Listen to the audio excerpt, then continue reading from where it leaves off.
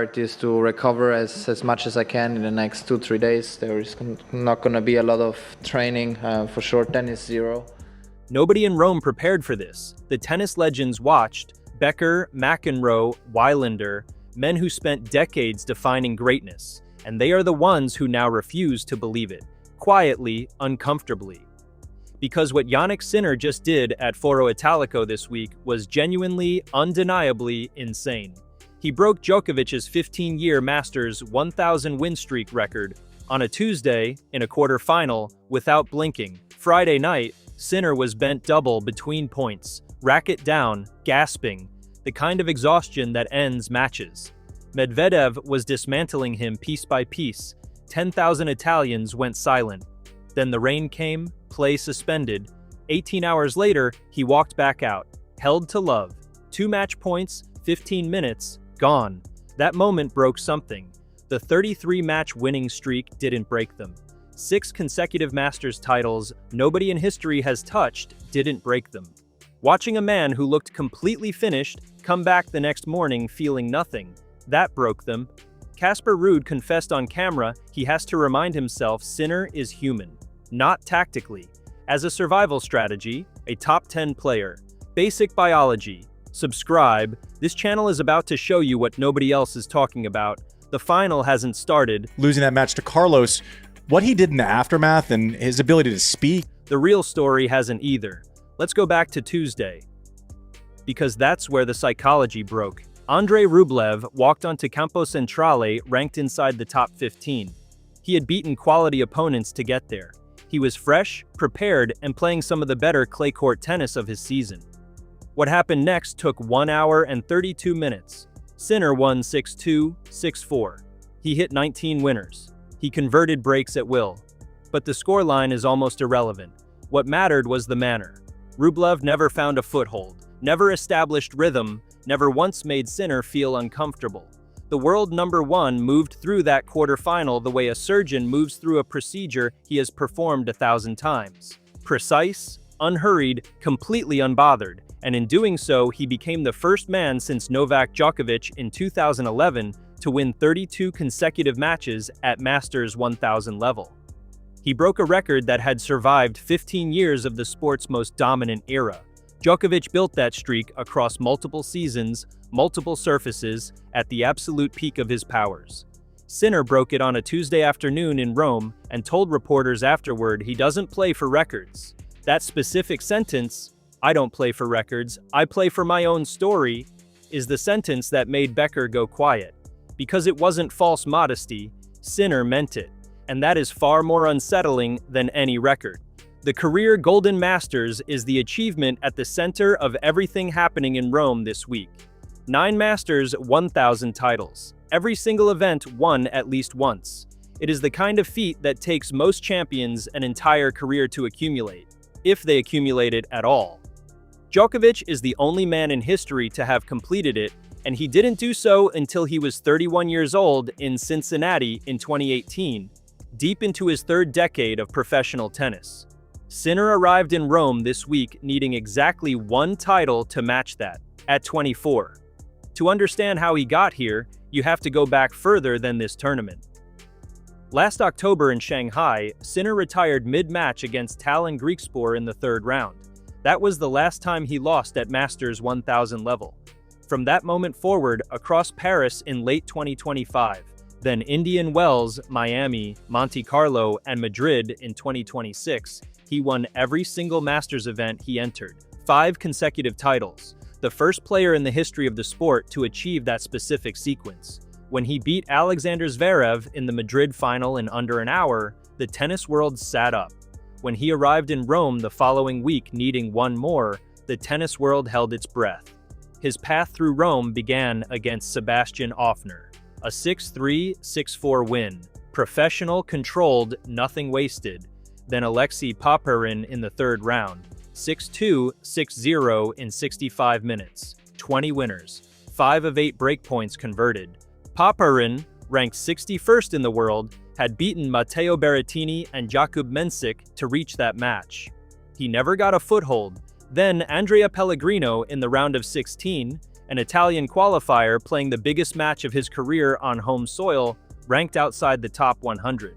Sinner beat him in 90 minutes and improved his career record against fellow Italians to 19 wins from 19 matches, then Rublev, then the record, then Friday night.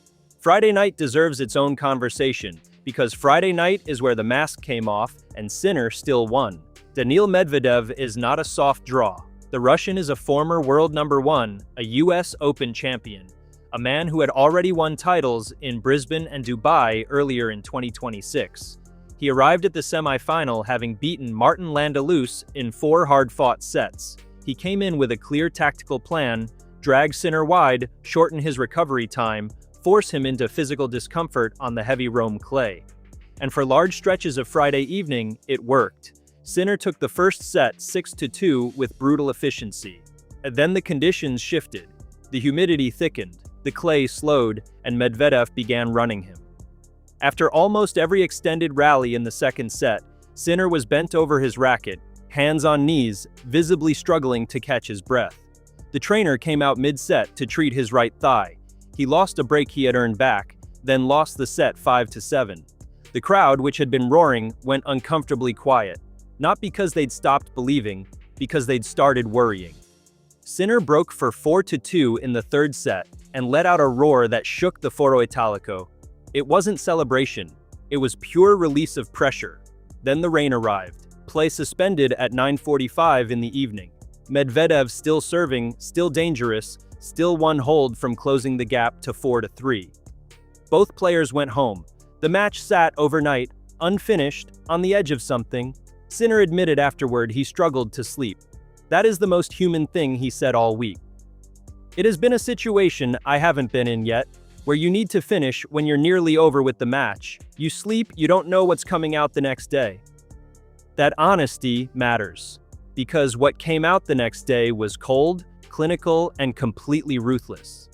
He returned to court Saturday afternoon, held to love, created 2 match points on Medvedev's serve, couldn't convert them, then held his own serve to close out the match. Total time on court Saturday, 15 minutes. Total elapsed time across both days, 2 hours and 37 minutes. Final score, 6-2, 5-7, 6-4.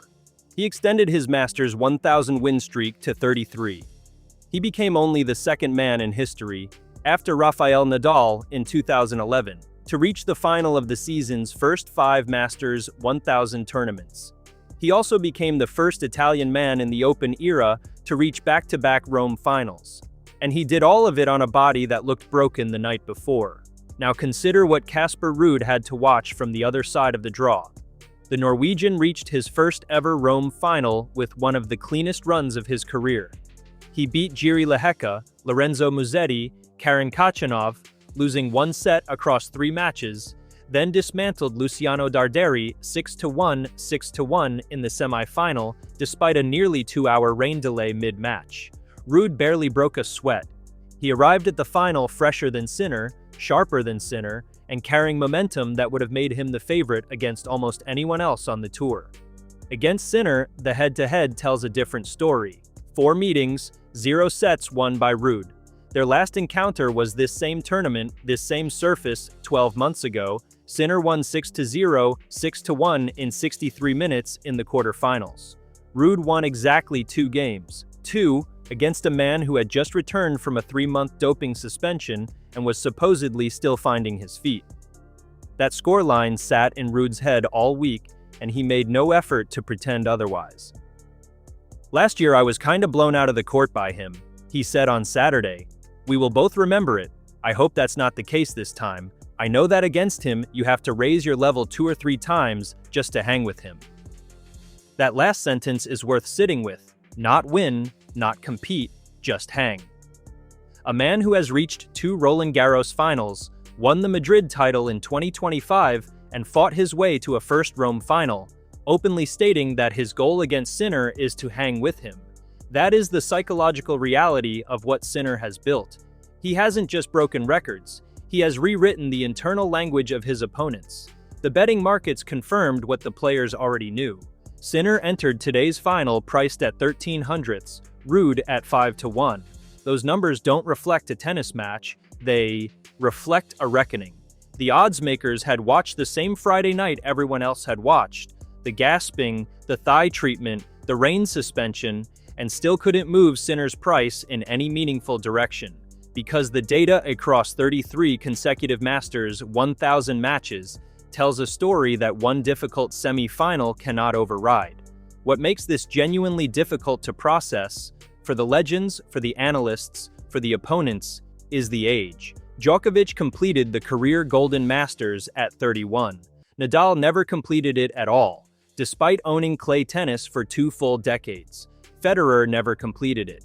The list of players who couldn't finish this specific collection includes the 3 greatest who ever lived. Sinner is standing at the door at 24, having won 5 consecutive Masters titles in a single run that has no historical precedent, on the back of a week that included breaking a 15-year record and surviving a 2-day semi-final on a compromised body.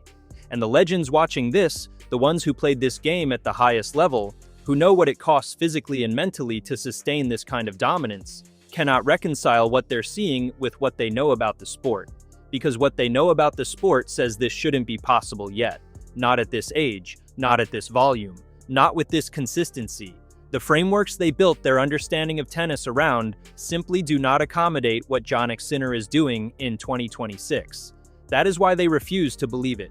Not because the evidence isn't there, the evidence is overwhelming. They refuse to believe it because believing it requires them to accept that everything they thought they understood about the ceiling of this sport at age 24 was wrong. 50 years of Italian men failing to win Rome.